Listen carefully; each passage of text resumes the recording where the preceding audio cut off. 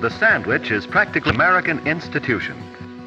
It is essential for lunch boxes, parties, and sandwiches.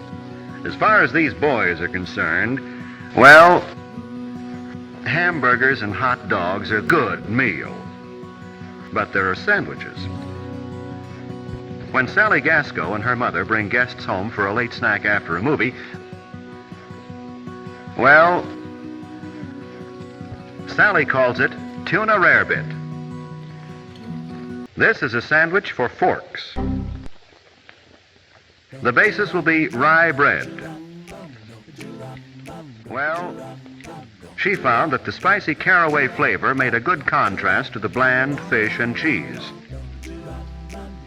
Sally puts a cube, about a square inch, of butter into the top of a double boiler. A little butter finds its way into a great many dishes in this kitchen. Part of the trick to entertaining unexpected guests is keeping on hand certain generally useful foods. One of these is cheese, which Sally is going to use as a base for the rarebit, and sandwiches. To speed the melting, she cuts this into slices in the milk and parsley, while Mother butters the bread. Although the tuna rarebit is fairly substantial food in itself, it is a good idea to add something for variation in color and texture. Mother is making a salad dish: celery, radishes, olives, and pickles. Sally adds potato chips to the menu. They used to be exclusively Mother's idea, but they've joined the host of useful accessory foods which make entertaining so much more fun for teenagers. The bread was toasted quickly in the broiler, and the rarebit is nearly ready to serve. Let's see, what will be the beverage? Mother thinks she'll give the guests a choice of Coke or milk or parsley.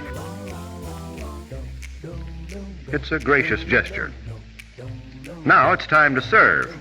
2 slices of toast are neatly arranged on each plate, and the filling goes on top. Sally knows you should serve cream dishes with extra sandwiches. An effect of carelessness here is easily Mother's idea. Mother is a great believer in the aesthetic value of Coke, while Mother butters the bread. Now a touch of Tabasco for color and a taste surprise, and there's tuna rarebit a la Sally a la Gasco. As we said, there are sandwiches and sandwiches.